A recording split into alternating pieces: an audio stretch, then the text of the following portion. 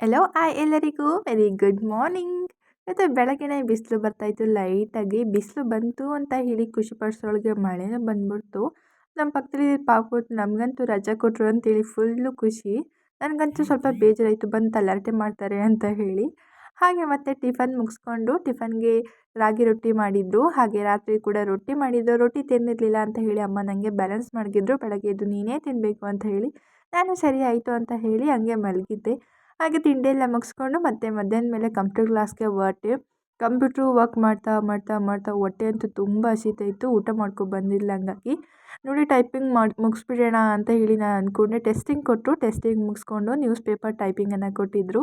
ಇನ್ನು news paper ಟೈಪಿಂಗಲ್ಲಿ 10 ಮಿನಿಟ್ಸಲ್ಲಿ 10 ವರ್ಡ್ಸನ್ನು typing 10 ಲೈನ್ಸನ್ನು typing ಮಾಡಬೇಕು ಅಂತ ಹೇಳಿ ಅದನ್ನು ಸಹ ಮುಗಿಸ್ಕೊಂಡೆ. ಇನ್ನು ಬಸ್ಗೆ ವೆಯ್ಟ್ ಮಾಡೋದಕ್ಕಂತ ಹೇಳಿ ಬಂದೆ.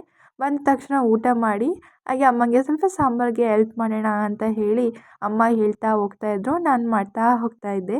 ಇದಂತೂ ನಮ್ಮ ಫೇವ್ರೇಟ್ ಉಪೇಸ್ರ ಗಮ್ ಅಂತ ಇತ್ತು. ಟೇಸ್ಟ್ ಅಂತೂ ತುಂಬ ಸಖತ್ತಾಗಿತ್ತು. ಆ ಸ್ಮೆಲ್ಗೆ ಕಾಳನ್ನು ಹಾಕ್ಕೊಂಡು ತಿಂತಾಯಿದ್ದೆ. Thank you for watching. Bye.